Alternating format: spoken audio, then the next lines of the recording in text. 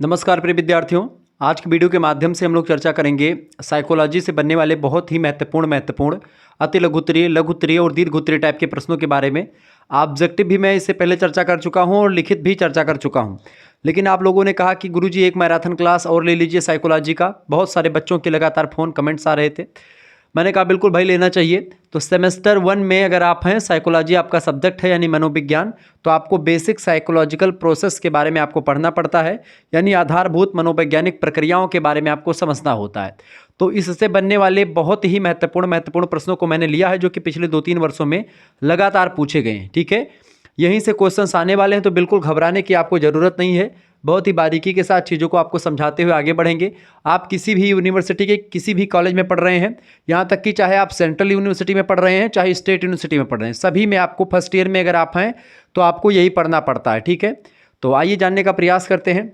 देखें, पहला क्वेश्चन आपके स्क्रीन पर आ चुका है बाबू। प्रश्न, अवधान कितने प्रकार के होते हैं? अवधान कितने प्रकार के होते हैं? देखें, अवधान की अगर बात की जाए तो अवधान निम्नलिखित 5 प्रकार के होते हैं। कितने प्रकार के होते हैं अवधान? 5 प्रकार के। अति लघु उत्तरीय में ऐसे क्वेश्चंस आएंगे। पहला होता है विचारात्मक अवधान, दूसरा होता है आदतजन्य अवधान, तीसरा होता है अनैच्छिक ध्यान, चौथा होता है ऐच्छिक ध्यान, पांचवा होता है विश्लेषणात्मक और संश्लेषणात्मक ध्यान। ध्यान जो होता है या अवधान उसी को कह सकते हैं आप। किसी मुद्दे पर जब आप जो है ध्यान लगाते हैं, अतीत की स्मृतियां जो आपको एक प्रकार से अपने दिमाग पर जोर दे करके याद आती हैं, वो बेसिकली ध्यान होता है। ध्यान अवधान में क्या होता है? ऐसी चीज़ें जो आपको एक बार में रिकॉल नहीं आ रही, उसको आप दोबारा से उस पर अपने दिमाग पर प्रेशर डाल करके और उसको एक प्रकार से प्राप्त करने का काम करते हैं। उस प्रक्रिया को बेटा अवधान कहा जाता है। ये बात आप ध्यान रखेंगे। ठीक है, तो ध्यान को ही अवधान कहा जाता है। अवधान की अगर बात की जाए तो अवधान जो होता है, डॉक्टर जलोटा कहते हैं कि अवधान वास्तव में अवधान की क्रियाओं को चेतन अनुभव के साथ जोड़ा जाता है। वार्ड कहते हैं कि अवधान की प्रक्रियाएं क्रियात्मक और ज्ञानात्मक क्षेत्रों में किसी व्यक्ति का संबंध पदार्थ से स्थापित करती हैं। पियरमैन कहते हैं कि अवधान एक प्रकार की शक्ति या एक प्रकार की मोटिवेशन होती है, जिसका संचालन ज्ञानात्मक क्षेत्रों में क्वालिटी नियमों के द्वारा या जो गुणात्मक नियमों के द्वारा होता है। ठीक है, यानी कि अवधान या ध्यान मतलब एक ही होता है। ठीक है, ये बात आप ध्यान रखेंगे। अवधान में क्या होता है? एक मानसिक प्रक्रिया है, सबसे पहली बात ये। साथ ही साथ में ध्यान एक चयनात्मक प्रक्रिया है। ध्यान परिवर्तनशील होता है और इसका ध्यान मतलब कि जो ध्यान का क्षेत्र होता है वो संकुचित होता है। बेसिकली ये होता है आपका अवधान या ध्यान। तो ये बात आप ध्यान रखेंगे। बिल्कुल आपको घबराना नहीं। ध्यान कितने प्रकार के होते हैं? तो ध्यान आपके 5 प्रकार के होते हैं। एक, विचारों को जब आप याद करते हैं, ध्यान लगाते हैं, तो विचारात्मक ध्यान होता है। आदतजन्य कुछ ध्यान अवधान होते हैं कि आपको एक प्रकार से आपकी आदत है वैसे करना रिएक्शन। अनैच्छिक ध्यान, ऐच्छिक ध्यान, विश्लेषणात्मक या संश्लेषणात्मक ध्यान। तो ये होते हैं ध्यान के कई प्रकार। इसको सभी को आप आसानी से समझते हुए आगे बढ़ेंगे। अगला क्वेश्चन आपके स्क्रीन पर आ चुका है। दूसरा नंबर प्रश्न भैया। प्रश्न, प्रत्यक्षीकरण प्रक्रिया क्या होती है? प्रत्यक्षीकरण का मतलब क्या होता है? प्रत्यक्षीकरण एक मानसिक प्रक्रिया है जिसमें निम्नलिखित क्रियाओं का समावेश होता है। पहली क्रिया क्या होती है प्रत्यक्षीकरण में? किसी उत्तेजक का उपस्थित होना। सबसे पहली बात, कोई उत्तेजक होता है जिसको देख करके आपको किसी चीज़ को कहने का एक प्रकार से मन करता है। उत्तेजक का ज्ञानेंद्रियों को प्रभावित करना, आपकी ज्ञानेंद्रियों को उत्तेजक प्रभावित करता है। फिर ज्ञानेंद्रियों का ज्ञानवाही नाड़ियों को प्रभावित करना। जो ज्ञानेंद्रियां होती हैं वो ज्ञानवाही नाड़ियों को प्रभावित करती हैं। फिर उसके बाद में ज्ञानवाही नाड़ियों के द्वारा उत्तेजक के अनुभव को मस्तिष्क में स्थित बोध, यानी मस्तिष्क में जो आपका ज्ञान इकट्ठा हुआ है उस ज्ञान केंद्र तक पहुंचाना। ये ज्ञानवाही नाड़ियाँ क्या करती हैं? उत्तेजक का जो अनुभव होता है, जो आपको उत्तेजना मिली या जिस किसी को आपने देखा, तो उससे देखने के बाद में उस पर विचार आपको करना है। तो आपके जो मस्तिष्क में ज्ञान है उस मुद्दे के प्रति, उस पर फोकस करती हैं ज्ञानवाही नाड़ियाँ। फिर मस्तिष्क में प्रारंभिक प्रतिक्रिया संवेदना का उत्पन्न होना। फिर आप कोई इमोशंस आपके चेहरे पर आता है, जैसे कि किसी उत्तेजक के प्रति आपका क्या इमोशन होगा। कोई भी चीज़ आई सामने या कोई भी घटना आई तो उस पर आपका रिएक्शन क्या होगा? सबसे पहले रिएक्शन आपका होगा। रिएक्शन के बाद में फिर संवेदना में अर्थ जुड़ करके प्रत्यक्षीकरण होता है। तब आप किसी मुद्दे पर, किसी प्रश्न पर, किसी सिचुएशन पर अपनी बातों को रख पाते हैं, अपनी बातों का रिप्रेजेंट कर पाते हैं उसको। तो इसका मतलब प्रत्यक्षीकरण का सीधा सीधा मतलब होता है कि जैसे सबसे पहले आपको एक उत्तेजक दिखेगा, उत्तेजक आपको प्रभावित करेगा। प्रभावित होने के बाद में आपके दिमाग में जो ज्ञान इकट्ठा है उस ज्ञान जो होगा वो एक प्रकार से आपके बाहर आएगा उस मुद्दे के प्रति या उस मुद्दे के लिए, ठीक है, या उस मुद्दे के समाधान के लिए, किसी प्रकार का हो सकता है। तो इस तरीके से ये पूरा होता किसी उत्तेजक का उपस्थित होना, उत्तेजक का ज्ञानेंद्रियों को प्रभावित करना, फिर ज्ञानेंद्रियों का ज्ञानवाही नाड़ियों को प्रभावित करना, फिर ज्ञानवाही नाड़ियों के द्वारा उत्तेजक के अनुभव को मस्तिष्क में स्थित जो बोध केंद्र है, बोध माने ज्ञान का जो केंद्र मस्तिष्क है, वहाँ तक पहुँचाना कि किस मुद्दे पर बातचीत हो रही, वहाँ उसको क्लियर करती ज्ञानवाही नाड़ियाँ। और मस्तिष्क में प्रारंभिक प्रतिक्रिया के बाद में संवेदना उत्पन्न होती चेहरे पर, साथ ही साथ में संवेदना में अर्थ जुड़ता है और प्रत्यक्षीकरण हो जाता है और व्यक्ति कुछ जो है रिप्रेजेंट करता है। तो ये होता है प्रत्यक्षीकरण की प्रक्रिया। इस तरीके से इन तमाम प्रकार के चरणों से होकर के प्रत्यक्षीकरण जो होता है अपने गंतव्य तक यानी अपने परिणाम तक पहुंचता है प्रत्यक्षीकरण, ठीक है, ये बात आप ध्यान रखेंगे। प्रत्यक्षीकरण के विषय प्रश्न है, प्रत्यक्षीकरण के नियम के विषय व प्रकार लिखिए। प्रत्यक्षीकरण संबंधित संगठन के नियम, कई सारे नियम हैं। पहला नियम है समीपता होती है, दूसरा है समानता होती है इसमें प्रत्यक्षीकरण में, तीसरा निरंतरता, चौथा पूर्ति, ठीक है, पांचवा समस्त नियति और समाप्ति, ठीक है, छठा होता समावेशन और सातवां होता सुडौलपन। ये प्रत्यक्षीकरण के संगठन के नियम होते हैं। 7 नियम आप लिख लीजिएगा, समीपता, समानता, निरंतरता, पूर्ति, समस्त नियति एवं समाप्ति और समावेशन, ठीक है, और सुडौलपन। ये प्रत्यक्षीकरण के रिलेटेड जो है संगठन, जो प्रत्यक्षीकरण से रिलेटेड संगठन होते हैं उनके नियम होते हैं। प्रत्यक्षीकरण के प्रकार भी कई सारे होते हैं, जैसे कि इसके निम्नलिखित प्रकार है प्रत्यक्षीकरण के, चूँकि प्रकार भी पूछा गया है। तो पहला प्रकार होता है दूरी का प्रत्यक्षीकरण, दूसरा होता है गति का प्रत्यक्षीकरण और तीसरा होता है काल यानी समय का प्रत्यक्षीकरण। तो दूरी, गति और काल, दूरी, गति और समय, ठीक है। तो ये एक प्रकार से इसको चाल भी कह सकते हैं गति को। तो चाल बराबर क्या होता है, दूरी बटे समय, ठीक है। गणित में अगर आप देखें तो प्रत्यक्षीकरण जो होता है ये दूरी का प्रत्यक्षीकरण, गति का प्रत्यक्षीकरण और काल का प्रत्यक्षीकरण, ये 3 प्रकार का होता है। क्लियर। आगे देखेंगे, अगला क्वेश्चन आपके स्क्रीन पर आ चुका है, फटाफट से आप देखने का प्रयास करेंगे। बहुत ही जबरदस्त क्वेश्चन आ चुका है। संवेग का अर्थ क्या होता है, संवेग किसे कहते हैं या इमोशन क्या होता है। संवेग, संवेग पद अंग्रेजी रूपांतर इमोशन का है, यानी इमोशन से बना है संवेग शब्द। इमोशन शब्द बना है लैटिन भाषा के इमोवियर से, जिसका मतलब होता है उत्तेजित होना, ठीक है, क्या होना, उत्तेजित होना। इमोशन, इमोवियर का मतलब होता है उत्तेजित होना। अगर इसके शाब्दिक अर्थ पर जाएं बाबू, तो इमोशन का शाब्दिक अर्थ क्या होगा, ध्यान से में अगर रखें शाब्दिक अर्थ को, तो यह कहा जा सकता है कि संवेग व्यक्ति की उत्तेजित अवस्था का दूसरा नाम होता है। क्या, व्यक्ति की उत्तेजित अवस्था का दूसरा नाम ही क्या होता है, संवेग होता है। कि भाई कोई चीज़ आप देखेंगे तो आपके अंदर कुछ चीज़ें एक प्रकार से आपका चेहरे का हाव भाव कुछ होगा। जैसे आपने देखा कोई मर गया है तो आपके अंदर एक प्रकार से उसके प्रति सहानुभूति होगी, साथ ही साथ में दुख भी होगा, ठीक है, और दुखद स्थिति हो जाएगी, यानी आपका संवेग वहाँ पर दुखद हो जाएगा।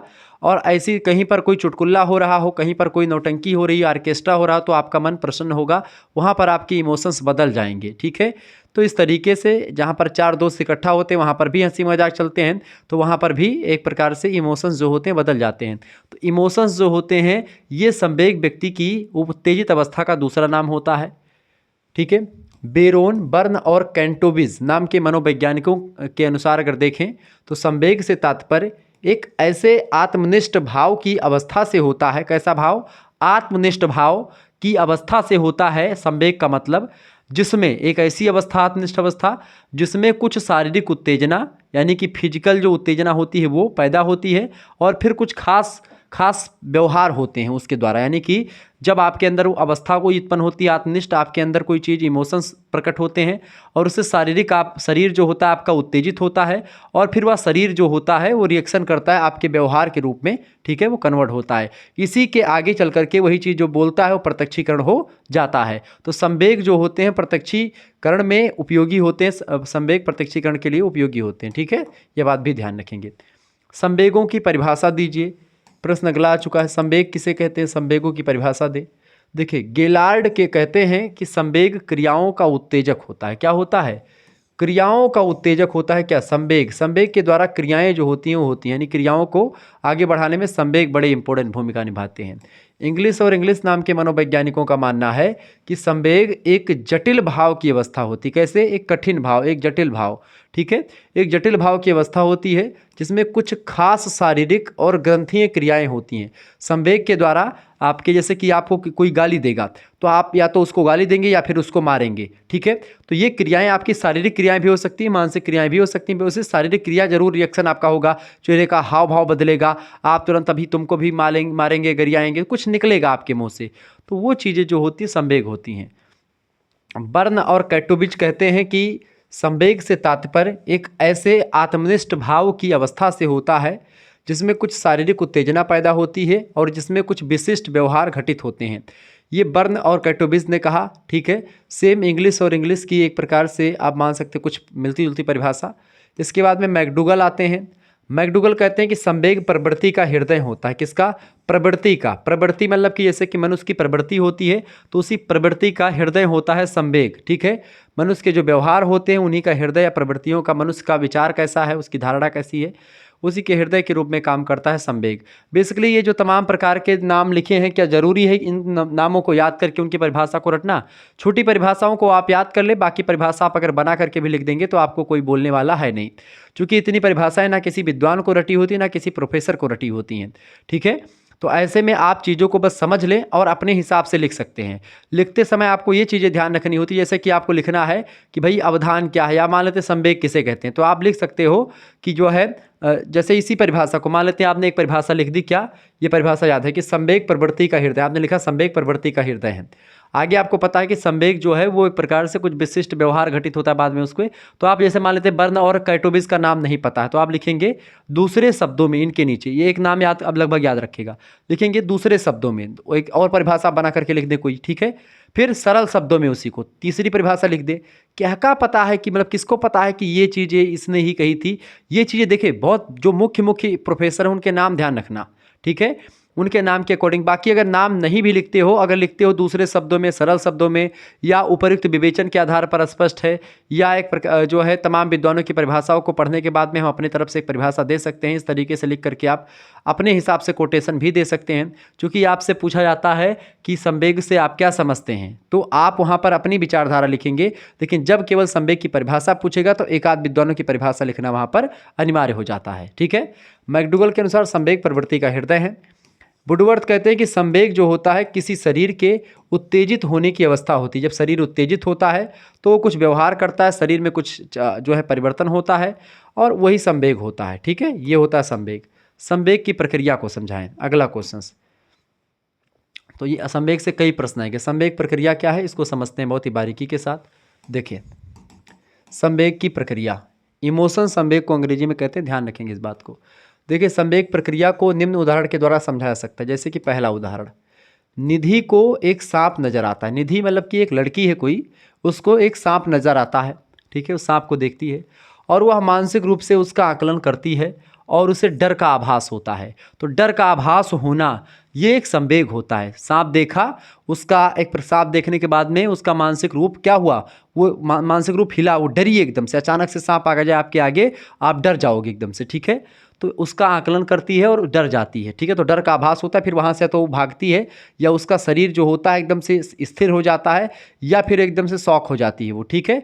तो इस तरीके से तमाम प्रक्रियाएं, तो संवेग ये होता है। दूसरा उदाहरण, उसकी दिल की धड़कनें, किसकी, इसी निधि की दिल की धड़कनें जो होती बढ़ जाती हैं और उसका रक्त संचार तेज हो जाता है। अगर अचानक से सांप आ जाए तो धक धक धक धक के करने लगता है दिल ना, तो वो एक प्रकार से निधि का भी होने लगा। साथ ही साथ में वह उस स्थान से दूर भाग जाती है जहाँ पर सांप जो है दिखती है, तो उस स्थान से तुरंत भागती है, ठीक है। अगर ना भागे तो उसको सांप काट ले, तो इसका जो भागती है उसकी शारीरिक अवस्था का व्यवहार हो गया। साथ ही साथ उसकी दिल की धड़कनें बढ़ गई, उसका रक्त संचार तेज हो गया, वो उसके चेहरे का हाव भाव बदल गया, ठीक है। ये चीज़ें, तो ये ही सब एक प्रकार संवेग होता है। संवेग इस तरीके से आप देख सकते हैं। ऐसे ही संवेग, जैसे कहीं पर आप गए, कोई मरा हुआ है तो वहाँ पर पहुँचे, सबसे पहले आप देखेंगे तो अचानक से आपका अरे ये कैसे हो गया निकलेगा। फिर उसके बाद में क्या होगा, बगल लो रहे तो बताएंगे भाई ऐसे ऐसे कांड, अरे बाप रे, आपके दिमाग में भी आंसू आएंगे। अरे जाना तो सबको एक दिन है, कौन यहाँ पर अमर होके आया है, ठीक है। इस तरीके से तमाम बातें होंगी, अरे मृत्यु थी चले गए, ऐसे नाना प्रकार की बातें लोग करने लगते हैं। तो वहाँ पर सभी दुखी हो जाते हैं, तो वो भी एक इमोशंस का ही उदाहरण है, संवेग का ही उदाहरण है, ठीक है। अगला क्वेश्चन, अगला प्रश्न, सीखने के अंतर्दृष्टि सिद्धांत की व्याख्या कीजिए। अंतर्दृष्टि सिद्धांत, जब आप अपने अंदर खुद झांकते हैं और उसके बाद में आप सीखते हैं, वो होता है सीखने का अंतर्दृष्टि सिद्धांत। अधिगम का अंतर्दृष्टि सिद्धांत, अधिगम माने सीखना, लर्निंग। देखिए, सीखने का अंतर्दृष्टि सिद्धांत गेस्टाल्टवादियों के द्वारा प्रस्तुत किया गया। किसके द्वारा? गेस्टाल्टवादियों के द्वारा प्रस्तुत किया गया है। इसके प्रवर्तक हैं जर्मन मनोवैज्ञानिक थे कोहलर। ठीक है, कोहलर महोदय ने अंतर्दृष्टि सिद्धांत का प्रतिपादन किया। वनमानुष पर सबसे पहले उन्होंने प्रयोग करके उन्होंने निष्कर्ष निकाला कि प्राणी प्रयास और भूल के द्वारा धीरे धीरे नहीं सीखता, बल्कि अचानक सीखता है। लगातार वो प्रयास करता है और कहीं अचानक से वो चीज़ पा जाता है, फिर उसके बाद में फिर वही से प्रयास फिर करता है, फिर वो पा जाता है और वो सीख लेता है। समस्यात्मक स्थिति का सही प्रत्यक्षीकरण अंतर्दृष्टि है। अपने अंदर से ही एक प्रकार से करते करते वो चीज़ें हो जाती हैं, जिसके द्वारा प्राणी सीखता है। प्राणी के समक्ष उपस्थित लक्ष्य में बाधा होने से तनाव उत्पन्न होता है, जिसके परिणाम स्वरूप प्राणी स्थिति का प्रत्यक्ष परख संगठन और पुनर्संगठन करके लक्ष्य की प्राप्ति करता है। ठीक है, ये बात आप ध्यान रखेंगे। तो अधिगम जो होता है, अधिगम का अंतर्दृष्टि सिद्धांत है, क्रिया प्रसूत का सिद्धांत है। ठीक है, और ऐसे एक जो है सुल्तान नाम का बंदर था, कई बंदरों को एक में बंद कर दिया गया एक कमरे में, और ऊपर पंखे में केले के एक दर्जन टांग दिया गया, और सारे बंदर जो थे वो कूद कूद कर केले को खाने का प्रयास करते हैं, लेकिन छलांग उनकी जाती है और एक हाथ तक बच जाता है और केला तोड़ने का प्रयास करते हैं। एक सुल्तान नाम का उसी में बंदर था, वो बैठा हुआ था, वो सबको देख रहा था। सारे बंदर जो है वो, ये है सूझ का सिद्धांत। ठीक है, अब क्या सारे बंदर कूद कूद करके परेशान हो जाते हैं। जितने भी युवा अवस्था के बंदर थे, अरे अभी कूद कर निकाले थे, सब परेशान हो गए। कोई नहीं, किसी ने उस केले को नहीं एक प्रकार से टच कर पाए, कोई बंदर। सब थक के मारे उसी को देख रहे हैं और पू पू कर रहे हैं बैठ करके सारे बंदर। ठीक है, तब तक सरदार जी उठे, सुल्तान साहब उठे, कहा अच्छा बेटा चलो अब हटो इधर से। ठीक है, कहते नहीं कि भाई पिताजी आ रहे हैं, तो पिताजी उठे, आ गए भाई। उन्होंने देखा कि बगल में एक टेबल रखा हुआ था, कोने पे टेबल उठाया सुल्तान नाम के बंदर ने, टेबल को बीच में रखा, वहाँ पर रख करके फिर कूदा और छलांग लगाई और वहाँ से उस केले का दर्जन लेकर के नीचे आ गया सुल्तान नाम का बंदर। तो यहाँ पर ये प्रयोग किया गया था, एक मनोवैज्ञानिक ने किया था। तो ये एक प्रकार से जो प्रयास है, ये आप देखते हैं कि लगातार किसी को देखने के बाद में वो कोई एक प्रयास लगातार कर रहा है और नहीं कर पा रहा है, तो उसकी गलतियों से सीखना कि वो क्या गलतियां कर रहा है, और इसी समय सूझ कि भाई और कोई जुगाड़ से इस केले को प्राप्त किया जा सकता है, तो बंदर को भी सूझ आ गई। ऐसे ऐसे बंदर पर, चूहों पर, ठीक है, और तमाम प्रकार के ऐसे पशु पक्षियों पर प्रयोग किए गए हैं विद्वानों के द्वारा। ठीक है, अगला प्रश्न, सीखने के अंतर्दृष्टि सिद्धांत की व्याख्या आपका हो गई है। ठीक है, अधिगम के नियम क्या हैं? अधिगम माने होता है सीखना, किसी भी चीज़ को सीखना। सीखने का क्या नियम? देखिए, सीखना व्यक्ति जैसे जब से जन्म लेता है व्यक्ति और जब तक मर नहीं जाता है तब तक वो सीखता ही रहता है। क्लियर? तो सीखना जो होता है ये मनुष्य की जन्मजात शक्ति होती है, जन्म से ही व्यक्ति सीखना शुरू करता है और मृत्यु पर्यंत तक व्यक्ति जो है सीखता रहता है। यह बात आप ध्यान रखेंगे। तो अधिगम के नियम क्या क्या हैं? देखिए, थॉर्नडाइक ने अधिगम के 3 प्रमुख नियमों का प्रतिपादन किया। किसने? थॉर्नडाइक में एक मनोवैज्ञानिक है। इन्होंने कहा आभास का नियम। आभास माने होता है जैसे कोई चीज़ आपको आभास हो जाए और उससे आप कोई चीज़ सीख ले, तो आभास होता है कभी कभी कि हमको ऐसा करना चाहिए, तो वो आभास का नियम होता है सीखने का। दूसरा है प्रभाव या परिणाम का नियम। जब आप कोई काम करते हैं और परिणाम अच्छा नहीं निकलता है तो उस परिणाम को मद्देनजर रखते हुए आप दोबारा से और परिणाम अच्छे लाने के लिए कर्तव्य करते और अच्छा काम करते, तो आप सीखते। तीसरा होता है तत्परता या तैयारी का नियम। ठीक है, कि अचानक से कोई चीज़ तत्पर होकर के आप एकदम प्रिपेयर होकर के कोई चीज़ कर रहे हैं। इसके अतिरिक्त सीखने के कुछ गौण नियम भी हैं। गौण माने कि थोड़ा सा छोटे नियम, और ये 3 नियम बड़े नियम हैं। 3 छोटे नियमों में, तो बड़े नियमों में प्रभाव या परिणाम का नियम, अभ्यास का नियम और तत्परता या तैयारी का नियम है। जबकि और भी सीखने के नियमों में पहला है बहु अनुक्रिया का नियम, मनोवृत्ति का नियम, आंशिक क्रिया का नियम, सादृश्यता का नियम और साहचर्यात्मक रूपांतरण का नियम। ठीक है, तो ये 5 नियम आपके गौण नियम में है। बहु अनुक्रिया का नियम, मनोवृत्ति का नियम, आंशिक क्रिया का नियम, सादृश्यता का नियम, साहचर्यात्मक रूपांतरण का नियम, और 3 मुख्य हैं अभ्यास का नियम, प्रभाव या परिणाम का नियम और तत्परता या तैयारी का नियम। ये सीखने के कई सारे नियम हैं। या अधिगम के नियम बोलो, सीखने के नियम बोलो, किसने बताया था? थॉर्नडाइक नाम के मनोवैज्ञानिक ने बताया था। ये बात आप ध्यान रखेंगे। आगे बढ़ते हैं। अगला क्वेश्चन आपकी स्क्रीन पर आ चुका है, फटाफट से आप देखने का प्रयास करेंगे। प्रश्न है भैया, सीखने की प्रक्रिया के सोपान का संक्षिप्त उल्लेख कीजिए। सीखने वाले व्यक्ति को किसी वस्तु की आवश्यकता अनुभव होनी चाहिए, कि उसको ये अनुभव हो कि हमको ये आवश्यकता है कि हम इसको सीखें। जैसे कि आपको आवश्यकता है कि हम पढ़ें तो आप पढ़ रहे हैं, ठीक है। ऐसे हमको आवश्यकता है पढ़ाने की, हम पढ़ा रहे हैं, ठीक है। तो इस तरीके से ये अनुभव होनी चाहिए उस व्यक्ति को जो सीखने वाला हो कि हमको ये चीज़ ज़रूरी है, ठीक है। नीड से इसकी आवश्यकता ही आविष्कार की जननी है। अगर आवश्यकता ना होती तो आज कूलर, फ्रिज, एसी, टीवी नहीं बने होते। लगातार आवश्यकता बनती चली गई, इस वजह से तमाम सारी चीज़ें बनती चली गई, ठीक है। उसे कुछ देखना समझना चाहिए, उस व्यक्ति को जो सीख रहा है कुछ करना चाहिए और अंत में उसे कुछ प्राप्त करना चाहिए। तो सीखने की प्रक्रिया के प्रमुख सोपान कई सारे हैं। सबसे पहली बात, किसी चीज़ को किसी को देख करके अभिप्रेरणा होना चाहिए। अभिप्रेरणा माने मोटिवेशन। किसी चीज़ को सीखने का मोटिवेशन होना चाहिए कि क्यों सीख रहे हैं, उसका ज़बरदस्त मोटिवेशन होगा तभी आप सीख पाओगे। जैसे बहुत सारे बच्चे क्लास 12 में, क्लास 10th में इसलिए पढ़ते हैं कि फलाने लड़की उनको अच्छी लगती है, लेकिन चूँकि जो है पढ़ाई करेंगे तो फिर लड़की जो होती हैं, खास करके इस अवस्था में लड़कियां पढ़ाई करने वाले बच्चे को ज़्यादा देखती हैं, बातचीत उनसे हो जाती है एक आध बार क्लास में, तो बहुत प्रफुल्लित हो जाते हैं लड़के, ठीक है। ऐसे ही आप देखेंगे कि जब जो है तो कहीं ना कहीं पे आप देखेंगे कि ये चीज़ें जो होती हैं, अभिप्रेरणा, हर चीज़ में अभिप्रेरणा माने मोटिवेशन, ठीक है। यानी किसी भी चीज़ को करने के लिए जो शक्तियाँ आपको प्रेरित करती हैं वही अभिप्रेरणा होती हैं, वही मोटिवेशन होता है। जैसे बहुत सारे लोग मोटिवेशन देखते होंगे अलग अलग लोगों का, ठीक है। जैसे हमारे अवध ओझा जी हैं, एक इतना मोटिवेशन दे देते हैं कि ये लेके घूमो, वो लेके घूमो, ठीक है। मतलब मेरे हिसाब से बहुत अच्छा पढ़ाते हैं, एक सफल टीचर हैं, ठीक है। अब तो राजनीति में भी आ गए हैं, पटपरगंज से विधानसभा का चुनाव भी लड़ रहे हैं, हमारे इधर के ही हैं।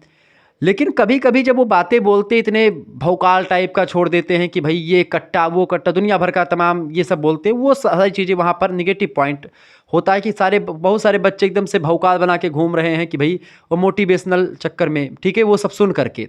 लेकिन मेरे हिसाब से, जहाँ तक मैं बहुत छोटा टीचर हूँ, अभी बहुत नया नया उठ रहा हूँ, ठीक है, लेकिन फिर भी ये चीज़ें जो है एक समाज को गलत नकारात्मक संदेश देंगी।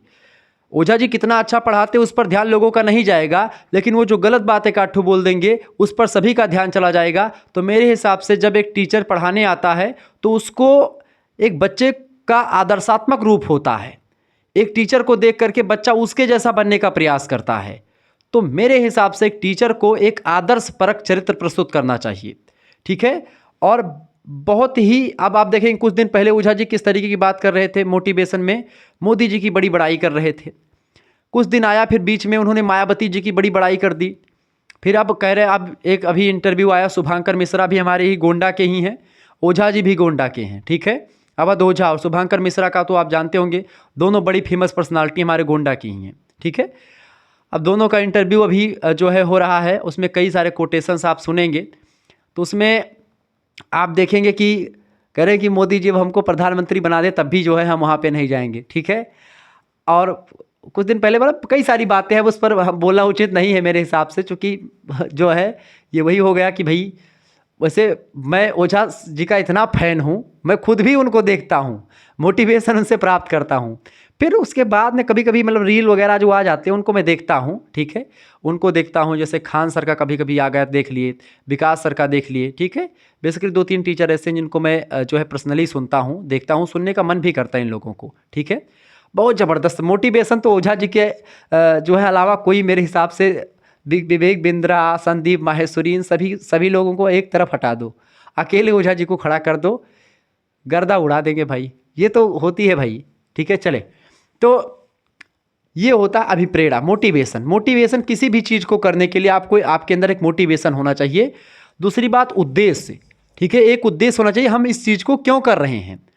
और मोटिवेशन मतलब ये अभिप्रेरणा किसके लिए कर रहे हैं, क्यों कर रहे हैं, हमको क्या प्रेरित कर रहा है करने के लिए, और उद्देश्य क्या है, हम क्यों कर रहे हैं इसको, ठीक है, क्यों कर रहे हैं, किस लिए कर रहे हैं, इसका उद्देश्य क्या है। तीसरी बात, बाधा, जब आप कोई चीज़ सीखेंगे तो उसमें तमाम बाधाएं आएंगी, ठीक है। तो उन बाधाओं से कैसे निपटना है, ये भी हमको ध्यान रखना पड़ेगा। साथ ही साथ पुनर्बलन, उस पर दोबारा से फोकस करना और संगठन बनाना, ठीक है। इसके अलावा विभिन्न संभावित अनुक्रियाएं करना, संगठन ही तमाम क्रियाएं करेगा और उसके द्वारा तमाम प्रकार की चीज़ें होंगी, लोग सीखेंगे, लोग दूसरों को सिखाएंगे, तमाम प्रकार की चीज़ें होंगी। सीखने के सिद्धांतों के नाम का वर्णन कीजिए। सीखने के कई सारे सिद्धांत हैं। सीखना व्यवहार का एक महत्वपूर्ण पक्ष है, क्योंकि जो चीज़ आप सीखते हैं वही आपके व्यवहार में आता है। सीखने के प्रमुख सिद्धांतों का वर्णन निम्नलिखित प्रकार से है। पहला है थॉर्नडाइक का सिद्धांत। थॉर्नडाइक विद्वान, इन्होंने सिद्धांत दिया था जो 3 और 5 गौड़ मैंने आपको बताए थे। इसके अलावा अनुकूलित अनुक्रिया का सिद्धांत। तीसरा है स्कीनर का सिद्धांत। स्कीनर भी बड़े विद्वान आदमी, मनोवैज्ञानिक हैं। सूझ अथवा अंतर्दृष्टि का सिद्धांत, ठीक है। कर्ट लेबिन का क्षेत्र सिद्धांत।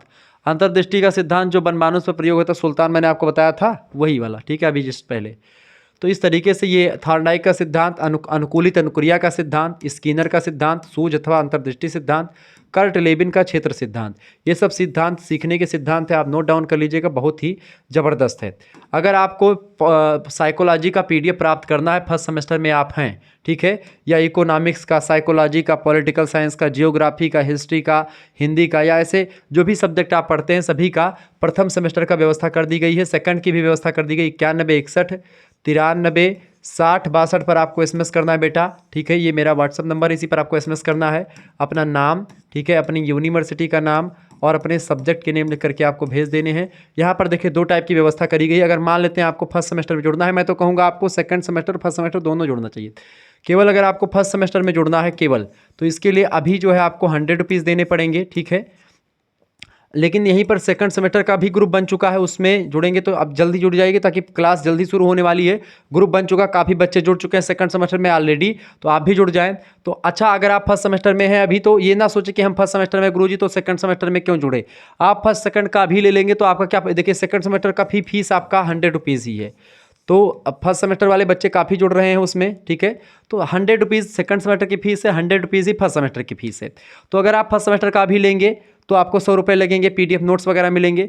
लेकिन अगर आप सेकंड सेमेस्टर का भी इसी समय इसी के साथ ले लेते हैं, ठीक है, फर्स्ट और सेकंड का, यानी कि अगर फर्स्ट एंड सेकंड का दोनों एक साथ लेंगे तो आपको भारी छूट मिलेगी। यानी आपको 50 रुपये कम देने पड़ेंगे, यानी 200 वैसे लगते हैं आपको, लेकिन यहाँ पर क्या हो जाएगा आपका, ये एक प्रकार से 50 कम हो जाएगा इसमें। यानी कि आप कितने पैसे लगेंगे, 150 में आपको दोनों मिल जाएगा। एक तो सेकंड सेमेस्टर के ग्रुप में आपको जोड़ दिया जाएगा, साथ ही साथ में आपको फर्स्ट सेमेस्टर का जो भी आपका सब्जेक्ट है उसकी PDF प्रोवाइड करवा दी जाएगी। इससे क्या होगा कि फर्स्ट की तैयारी, फर्स्ट की चूँकि आपका पेपर लगा हुआ है, ऐसे में आपको इंपॉर्टेंट चीज़ें दे दी जाएंगी जो आपके पेपर में आने वाली हैं, तो आप इनको पढ़ लीजिएगा। साथ ही साथ में सेकंड सेमेस्टर में जो चैप्टर वाइज वगैरह क्लासेस सारी होंगी वो सब आपको ग्रुप में मिलती रहेंगी, जल्द ही क्लास शुरू होगी। तो जिनको भी जुड़ना है फटाफट से एडमिशन करवा लीजिए, चूँकि अब की बार बहुत ही बेहतर तैयारी होने वाली है और बहुत ही ज़बरदस्त तरीके से मैं पढ़ाने वाला हूँ, PDF नोट्स तैयार करने वाला हूँ। तो जल्द से जल्द जुड़ेंगे, तो जितना आप जल्दी जुड़ेंगे उतना जल्दी क्लासेस शुरू हो जाएंगी। तो फटाफट से SMS करें, बहुत कम पैसे में आपके लिए बहुत बड़ी व्यवस्था होने वाली है, ये बात आप ध्यान रखेंगे। आगे बढ़ते हुए चीज़ों को जानने का प्रयास करते हैं। चले, तो सीखने का अगला प्रश्न आपकी स्क्रीन पर आ चुका है बाबू। प्रश्न आ चुका है, सीखने की प्रक्रिया क्या होती है। सीखने की प्रक्रिया या अधिगम की प्रक्रिया। सीखने की प्रक्रिया जन्म से लेकर के मृत्यु प्रयत्न तक चलती रहती है, मृत्यु के बाद ये मृत्यु तक चलती रहती है। प्राणी इस संसार में विभिन्न प्रकार की क्रियाएं करता है और प्राणी की इन क्रियाओं को 2 भागों में बांट सकते हैं। पहला है जन्मजात क्रियाएं, इनेट एक्टिविटीज़, और दूसरा है अर्जित क्रियाएं, जिसको आप एक्वायर्ड जो है एक्टिविटीज़ कहते हैं। प्राणी की जन्मजात क्रियाएं उसे वंश परंपरा से प्राप्त होती हैं, जैसे कि भूख, प्यास, हंसना, रोना, काम, ये सब क्रियाएं ये जन्मजात या वंश परंपरा से उसको मिलती हैं। दूसरे प्रकार की क्रियाएं होती समाज तथा वातावरण के संपर्क में जब बच्चा आता है तब वह सीखता है, जैसे कि उठना कैसे है, बैठना, दौड़ना, बोलना, गाना गाना, पढ़ना, ये सब वो वातावरण के संपर्क में आता है जो उससे क्रीड़ा समूह मिला या विद्यालय से या परिवार से सीखता है, ठीक है। मानव अन्य प्राणियों की अपेक्षा वातावरण के संपर्क में आकर के भिन्न भिन्न प्रकार के हस्त कौशल, यानी कि जो तमाम प्रकार की कलाएं, कुशलताएं सीख लेता है, स्किल्स तमाम सीखता है। फिर भी हम कह सकते हैं कि पशु तथा मानव की जो भी अर्जित क्रियाएं होती हैं उन्हें सीखना या अधिगम के रूप में जाना जाता है, ठीक है। यानी जो भी मनुष्य सीखता है समाज में आकर के, वो सब उसकी अर्जित एक प्रकार से सीखा हुआ या अर्जित अधिगम होता है, और वो पहला होता है जन्मजात, ठीक है। अगला क्वेश्चन आपकी स्क्रीन पर आ चुका है, फटाफट से आप देखेंगे। अनुबंधन क्या होता है। प्रश्न बहुत ही महत्वपूर्ण है। अनुबंधन क्या है, अनुबंधन के अंग बताइए। देखिए, सीखने के सिद्धांत का आधार अनुबंधन माना गया है, यानी सीखने का जो सिद्धांत है उसका आधार क्या होता है, अनुबंधन होता है। अनुबंधन एक ऐसी प्रक्रिया होती है बाबू जिसके द्वारा उद्दीपक तथा अनुक्रिया के बीच एक साहचर्य स्थापित होता है। उद्दीपक माने जो आपको मोटिवेट करा किसी भी क्रिया को करने के लिए, अनुक्रिया जो अब आप उद्दीपक को देख करके उद्दीपक से प्रभावित होकर के करते हैं, तो उसके बीच का एक साहचर्य स्थापित करता है कौन? आपका अनुबंधन। इसके प्रमुख 4 अंग होते हैं अनुबंधन के। पहला है स्वाभाविक उद्दीपक, यानी कि जिसको आप UCS कहते हैं अंग्रेजी में। दूसरा है स्वाभाविक अनुक्रिया, जिसको आप UCR कहते हैं। तीसरा है अनुबंधित उद्दीपक, जिसको आप CS कहते हैं। और चौथा है अनुबंधित अनुक्रिया जिसको आप CR कहते हैं। ठीक है, तो स्वाभाविक उद्दीपक, स्वाभाविक अनुक्रिया, अनुबंधित उद्दीपक, अनुबंधित अनुक्रिया, ये 4 प्रकार के साहचर्य स्थापित करने वाले, मतलब इसके 4 अंग होते हैं उद्दीपक के। ठीक है, और अनुक्रिया के तो 2 उद्दीपक 2 अनुक्रिया। ठीक है, ये 4 आधार होते किसके भाई? ये एक प्रकार से सीखने के सिद्धांत का जो अनुबंधन होता, तो ये अनुबंधन के प्रकार होते हैं या अंग होते हैं। अगला क्वेश्चन आपके स्क्रीन पर आ चुका है, विलोपन क्या होता है? विलोपन देखें, तो जब पुनर्बलन की अनुपस्थिति में अनुबंधित अनुक्रिया बार बार की जाती है। क्या? जब पुनर्बलन की अनुपस्थिति में अनुबंधित अनुक्रिया बार बार की जाती है तो उसे उसकी शक्ति, मतलब कि तो इससे क्या होता है? उसकी शक्ति ह्रास यानी घटने लगती है। इसे ही विलोपन कहा जाता है। विलोपन की संज्ञा दी जाती है पुनर्बलन की अनुपस्थिति में अनुबंधित अनुक्रिया बार बार की जाती है, जिससे क्या होता है? इसकी शक्ति जो होती है वो कमी होने लगती है शक्ति में। इसी शक्ति की कमी को विलोपन कहा जाता है, विलोपन कहा जाता है। अगला है पुनर्बलन क्या होता है? पुनर्बलन एक ऐसा उद्दीपक तत्व होता है बेटा जिससे उस अनुक्रिया के होने की संभावना भविष्य में बढ़ जाती कि ये अनुक्रिया भविष्य में ज़्यादा होगी, जिसके बाद उसे दिया जाता है। जैसे स्किनर बॉक्स में लीवर दबाने की अनुक्रिया करने के बाद चूहे को भोजन दिया जाता था, तो इसमें भविष्य में चूहे द्वारा लीवर दबाने की अनुक्रिया की संभावना बढ़ जाती है। हुल्स ने कहा कि पुनर्बलन एक ऐसा उद्दीपक घटना है जो अगर किसी अनुक्रिया के खास सामयिक संबंध में उपस्थित होता है तो इससे अनुक्रिया की शक्ति एक उद्दीपक अनुक्रिया संबंध में वृद्धि होती है। यानी कहने का मतलब ये है कि अनुक्रिया जो होती है एक चूहा पर प्रयास किया था, किसने? चूहे पर जो है स्किनर ने प्रयास किया, एक चूहे को बंद कर दिया एक डब्बे में, और उसमें जब बंद कर दिया एक ऐसा घर बनाया था जिसमें बंद कर दिया, और उसमें एक जगह ऐसी थी जहाँ पर दबाने से उस खाना पहुँच जाता था अंदर। ठीक है, तो चूहा उसमें परेशान होता गया, बहुत कूदता गया। उसका पैर अचानक से एक बार पड़ गया, कहाँ पर? उसका पैर अचानक से पड़ गया बेटा, कहाँ पर? उसी जहाँ पर बक्सा था, बस बक्से की स्विच उसी पर पड़ गया। अब वहाँ से जब पड़ गया तो फिर उधर से खाना आ गया अंदर, वो खाना खा लिया। फिर उसके बाद में जब फिर उसको भूख लगी चूहे को, तो फिर से उछल कूद मचाना शुरू कर दिया, और जब फिर से उछल कूद मचाना शुरू कर दिया तो फिर से एक प्रकार से उसी स्विच पर जाकर के उसका पैर या उसका कुछ पड़ा होगा उधर ही कूदने लगा, तो फिर से वो खुल गया, फिर खाना आ गया। ऐसे लगातार वो ऐसे करने लगा, जैसे भूख लगती वो कूदने लगता और वहीं पर जाकर के उसका पैर पड़ जाता। तो धीरे धीरे करके वो अब ज़्यादा कूदना नहीं लगता। जैसे पहली बार बहुत कूदा था, फिर उससे बार में कम कूदा और उसी एरिया में कूदने लगा। फिर उसको एक समय ऐसा आया कि उसको पता चल गया कि यही बटनिया पे जब हम कूदते हैं, इसी बटन पे कूदते हैं तो ऐसा होता है, तो वो बटन दाब करके फिर खाना मंगाने लगा चूहा। ये प्रयोग किया था किसने? स्किनर महोदय ने। तो ये जो पुनर्बलन है इसी पर, यानी लगातार जब कोई काम आप करते हैं, किसी चीज़ पर आप बल देते हैं तो वो चीज़ें आपके लिए सरल हो जाती हैं। ठीक है, और धीरे धीरे आप सीखते चले जाते हैं। अगला क्वेश्चन आपकी स्क्रीन पर आ चुका, फटाफट से आप देखने का प्रयास करेंगे। प्रश्न आ चुका भैया मनोविज्ञान का क्षेत्र बताएं। देखिए, मनोविज्ञान को मन, चेतना और व्यवहार तथा मानव प्रकृति का ही नहीं, प्राणियों के समग्र समायोजन को भी विज्ञान माना गया है। मनोविज्ञान के क्षेत्र के संबंध में विभिन्न संप्रदायों ने अपने अपने दृष्टिकोण से व्याख्या करी है। सबसे पहले मनोविज्ञान को मन का विज्ञान कहा गया, फिर मन को आत्मा का विज्ञान कहा गया, मतलब मनोविज्ञान को आत्मा का विज्ञान, फिर मनोविज्ञान को चेतना का विज्ञान, और फिर उसके बाद में आधुनिक जो मनोवैज्ञानिक उन्होंने कहा कि मनोविज्ञान मानव व्यवहार का अध्ययन करता है, यानी कि psychology is the study of human behaviour.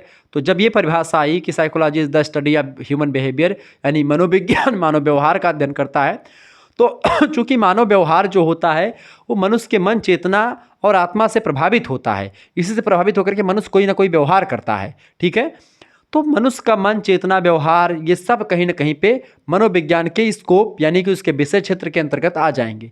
Scope of psychology में आप लिखेंगे कि संरचनावाद मनोविज्ञान को चेतना का विज्ञान मानता है, तो प्रकार्यवाद की रुचि मन संरचनाओं में से होकर के उसकी प्रक्रियाओं में है, अतः यह वाद मनोवैज्ञानिक को जीव शास्त्र से जोड़ता है, जबकि व्यवहारवाद के अनुसार मनुष्यों और पशुओं की शारीरिक अनुक्रियाएं ही मनोविज्ञान के क्षेत्र का निर्माण करती हैं। इस वाद ने, इस विचारधारा ने मनोविज्ञान के सभी अमूर्त माने ऐसी चीज़ जो तो आपको दिखाई ना पड़े, ना इसको छू सकें, अज्ञेय, ठीक है, और अज्ञात तत्वों का बहिष्कार किया गया जो नहीं पता है। गेस्टाल्टवादियों ने प्रत्यक्षीकरण पर जोर देकर के अध्ययन की समग्रता पर बल दिया और इस तरीके से मनोविज्ञान जो होता है एक विस्तृत धरातल पर फैला हुआ है। मनुष्य से रिलेटेड जो भी व्यवहार होता है, ठीक है, वो सब अध्ययन करता है मनुष्य मतलब मनोविज्ञान के अंतर्गत। अगला क्वेश्चन आपकी स्क्रीन पर आ चुका है भाई।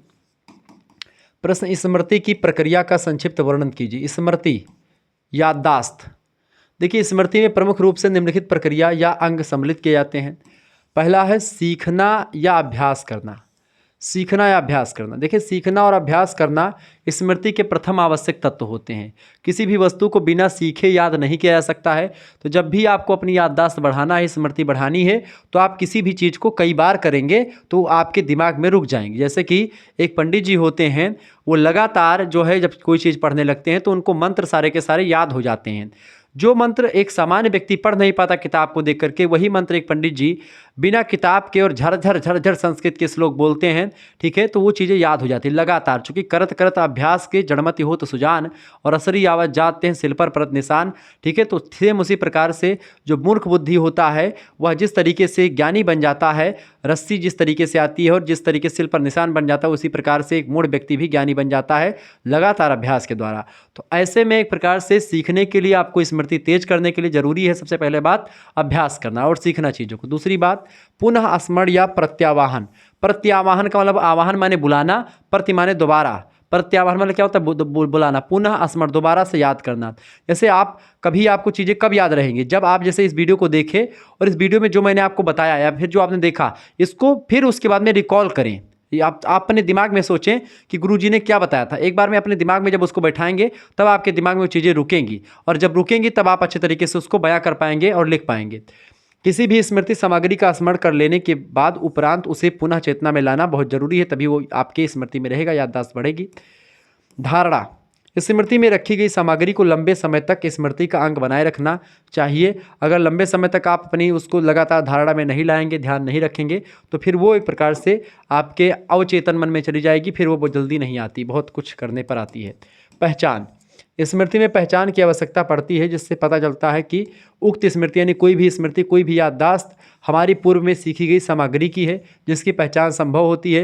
यानी कब और किस समय में ये बात कही गई थी, ये सब एक प्रकार से वहाँ पर पता चलने लगता है। अगला प्रश्न, स्मृति के प्रकार बताएं भाई। स्मृति के प्रकार, देखिए स्मृति 3 प्रकार की होती हैं। पहली है संवेदी स्मृति, दूसरी है लघुकालीन स्मृति और तीसरी है दीर्घकालीन स्मृति। संवेदी स्मृति यानी इमोशंस वाली। संवेदी स्मृति में सूचनाओं को 1 सेकंड या उससे कम समय के लिए व्यक्ति रख पाता है, यानी कि ऐसी स्मृति होती है जो कुछ समय के लिए, कुछ सूचनाएं होती हैं, इमोशंस जो होते हैं कुछ समय के लिए आपके इमोशंस रुक पाते हैं, इमोशंस को आप दोबारा वैसे एग्जैक्ट नहीं कर पाते हैं, ठीक है, कुछ समय के लिए, कुछ सेकंड के लिए। दूसरा होता है लघुकालीन स्मृति, किसी सूचना को अधिक से अधिक 20 या 30 सेकंड तक संचित करके रखा जा सकता है, वो होती है लघुकालीन स्मृति। कोई भी चीज़ आपको बताई गई वो आप 20 से 30 सेकंड तक याद रखे हैं तो वो आपकी लघुकालिक स्मृति हो गई। इसके अलावा तीसरी है दीर्घकालीन स्मृति। इस तरह की स्मृति में किसी भी सूचना को व्यक्ति कम से कम 30 सेकंड तक ही धारण करके रखता है। अधिक से अधिक कितने समय के लिए किसी सूचना को संचित रखा जा सकता है, इसकी कोई निश्चित सीमा नहीं है, वो 10 साल, 20 साल, 50 साल, जब तक वो याद रख पाए। तो दीर्घकालीन स्मृति ये होती है 30 सेकंड से ज़्यादा समय तक वो याद रखे, ठीक है। 30 सेकंड या उससे कम 20-30 सेकंड तक याद रखा था तो लघुकालीन हो गई, 30 सेकंड से ऊपर हो गई तो दीर्घकालीन स्मृति हो गई, याददाश्त, ठीक है। आगे बढ़ते हैं, अगला क्वेश्चन आपकी स्क्रीन पर आ चुका है। स्मृति क्या है बताएं।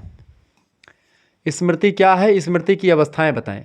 तो स्मृति एक सामान्य पद है जिसका तात्पर्य है पूर्व अनुभूतियों को मस्तिष्क में इकट्ठा कर रखने की क्षमता, यानी कि कोई अनुभूति या कोई भी ऐसी घटना जो कि आपको याद करनी है, मतलब उसी घटना के बारे में आप जब भविष्य में उसी घटना को हूबहू याद करने का प्रयास करते हैं, उसको चूँकि आपको बताना है कहीं पर, तो उसी याद करने की जो क्षमता होती, कैपेसिटी, उसी कैपेसिटी को स्मृति कहा जाता है।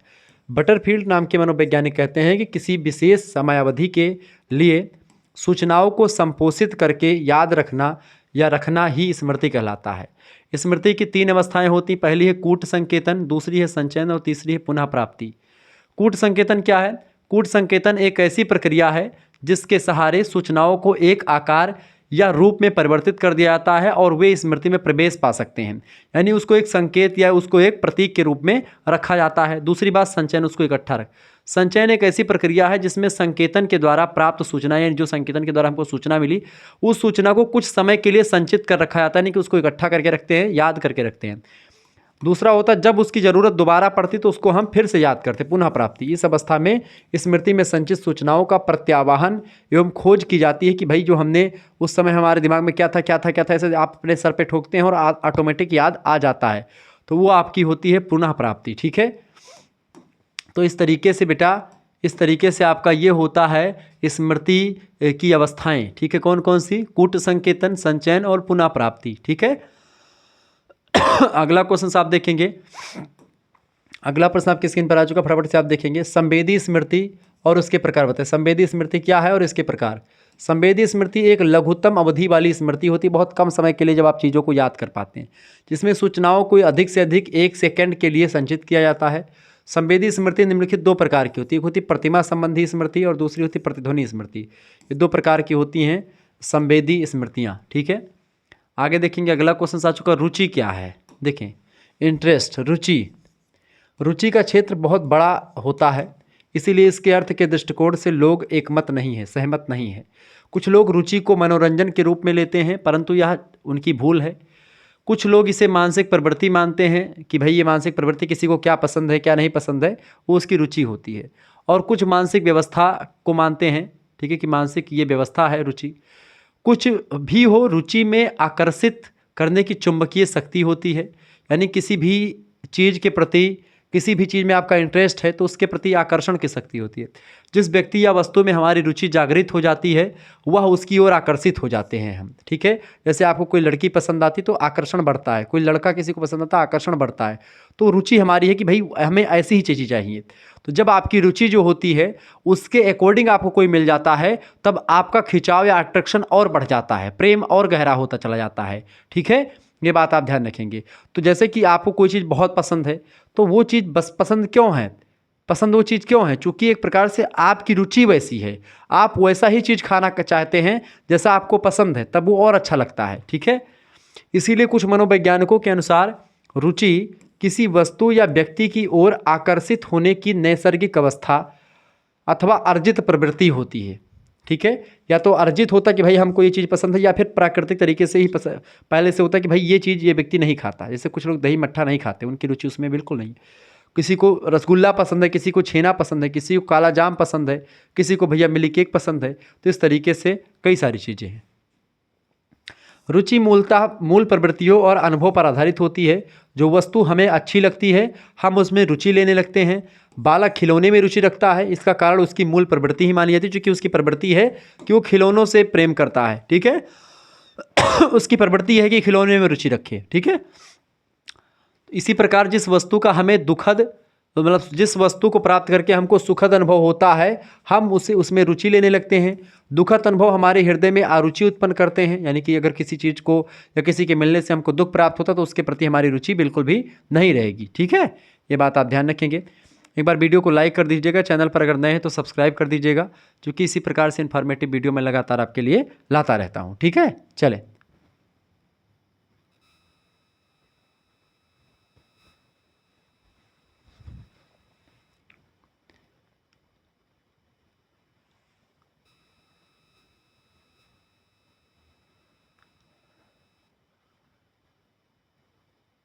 चलें। तो ये आपका हो गया रुचि। बिंघम कहते हैं कि रुचि वह प्रवृत्ति है जिससे हम किसी अनुभव में दत्ताचित्र या दत्त चित्र जो हमको मिला रहता, दत्त चित्र मतलब जो हमको प्राप्त है, होकर के उसे जारी रखना चाहते हैं। रुचि में आत्म या स्व की भावना भी कार्य करती है। जिस वस्तु का या व्यक्ति को हम अपना समझते हैं हम उसमें रुचि लेने लगते हैं। जैसे किसी से हम प्रेम करते हैं तो उसमें हम रुचि भी लेने लगते हैं, उसमें हमारा इंटरेस्ट हो जाता है। ठीक है, कोई वस्तु हमको पसंद है, कोई खाना पसंद है, तो वो चीज़ें होती हैं। आगे देखते हैं, अगला क्वेश्चन आपकी स्क्रीन पर आ चुका है, फटाफट से आप देखने का प्रयास करें। बहुत बढ़िया प्रश्न है। स्मृति को मापने की विधियाँ क्या क्या हैं। देखिए, स्मृति को मापने की विधियाँ 4 प्रकार की हैं। पहली विधि प्रत्यावाहन विधि, स्मृति यानी याददाश्त की विधि की आप याद करें दोबारा। दूसरी प्रत्यभिज्ञान विधि, दोबारा से उसको करें। तीसरा पुनः सीखना। ठीक है, चौथा पुनर्निर्माण विधि। तो इस तरीके से 4 विधियों के द्वारा हम स्मृति को मापने की स्मृति को मापने की 4 विधियां कौन कौन सी कि आपकी स्मृति कितनी अच्छी है? प्रत्यावाहन विधि, प्रत्यभिज्ञान विधि, पुनः सीखना विधि और पुनर्निर्माण विधि। ठीक है, आगे बढ़ेंगे। अगला क्वेश्चन आपकी स्क्रीन पर आ चुका, फटाफट से आप देखने का प्रयास करेंगे। बहुत ही जबरदस्त क्वेश्चन। प्रश्न है आपका, स्मृति के तत्व बताएं। देखिए, स्मृति एक जटिल मनोशारीरिक योग्यता है जिसमें अग्रांकित 4 प्रक्रियाएं सन्निहित हैं। पहली प्रक्रिया है अधिगम यानी लर्निंग। स्मृति में सबसे पहले क्या होता है? लर्निंग। किसी भी चीज़ को अगर आप याद करेंगे, सीखेंगे, लर्न करेंगे, तभी वो चीज़ें आपके स्मृति में रहेंगी, याददाश्त में रहेंगी। दूसरी चीज़ धारण, उसको आप क्या करेंगे? रिटेंशन करेंगे, उसको आप धारण करेंगे। ठीक है, तो जब भी कोई चीज़ आप पढ़ेंगे तो उसको अपने अंदर जब एक्सेप्ट करेंगे, धारण करेंगे तब वो आपके अंदर रुकेंगे। तीसरा होता है पुनः स्मरण, जब उसको आप रिकॉल करेंगे, बार बार उसको दोबारा सोचेंगे, तब वो होगा। चौथा होता है पहचान यानी रिकग्नाइजेशन करना, उस चीज़ को पहचान करना कि किस सिचुएशन में हमने क्या चीज़ें सीखी थी, तो पहचान करना स्मृतियों की। तो ये 4 जो होते हैं, ये प्रक्रियाएं होती स्मृति के, अधिगम, धारणा, पुनः स्मरण और पहचान यानी कि learning, retention, recall and recognization. ठीक है, ये बात ध्यान रखें। चले आगे देखेंगे अगला क्वेश्चन। पुनः स्मरण किसे कहते हैं? पुनः माने दोबारा, स्मरण माने याद करना। देखिए, पुनः स्मरण स्मृति का तीसरा अंग होता है।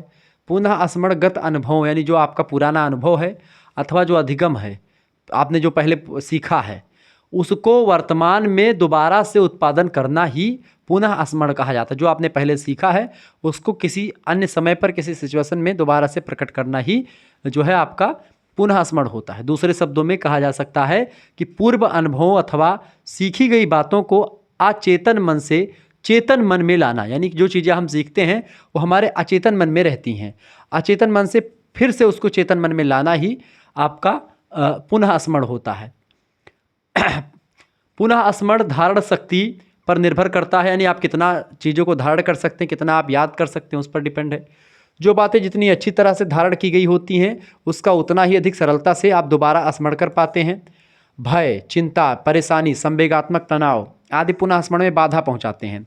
अगर आप हमेशा डर वाले व्यक्ति हैं, चिंतित रहने वाले, परेशान रहते हैं, तो इमोशनल व्यक्ति हैं, तो ऐसे में आपको चीज़ें जो होती हैं, आपको याददाश्त आपकी कमज़ोर होती है तब। ठीक है, व्यक्ति भय या चिंता की स्थिति में भली भांति सीखी गई अथवा धारण की गई बातों को पुनः स्मरण करने में या फिर से याद करने में असमर्थ हो जाता है।